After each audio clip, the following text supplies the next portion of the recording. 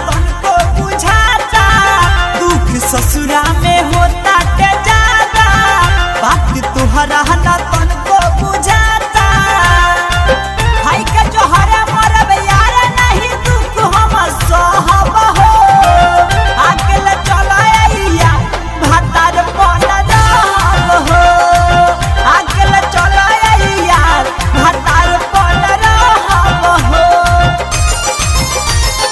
Mix by रागनी recording studio Mirganj.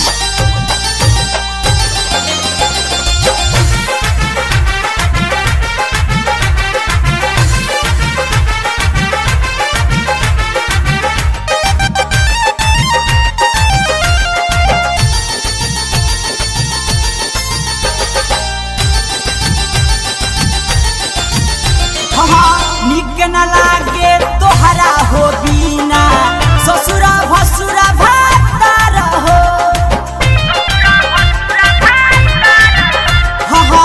निक न लागे तोहरा हो बिना ससुरा भसुरा भातार हो फीका फीका सगरो लागेला बड़ी जब सिंगार हो बगल के भेष भइल दोसरा के देश में ना रहब हो अकेले चलैया भातार पन रहब हो अकेले चलैया भातार पन रहब हो।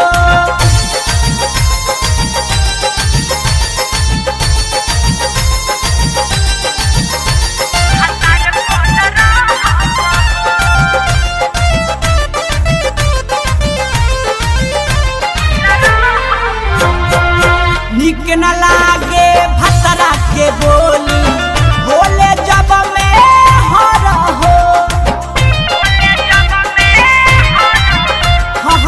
निक न लागे भतरा के बोली बोले जब में हर हो सटे जब हमरो पजरिया कहिया जाला जर हो खाना दिहल ओकरा घर के न पानी पियब हो अकेले चलैया भातार पन रहब हो अकेले चलैया भातार पन रहब हो।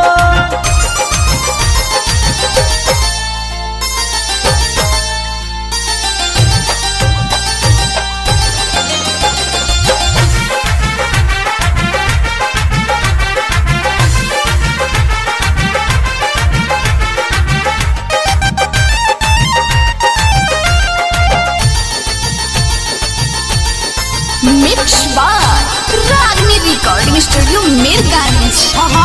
एक दिन एक साल लागेला सुनिल सुपर फास्ट हो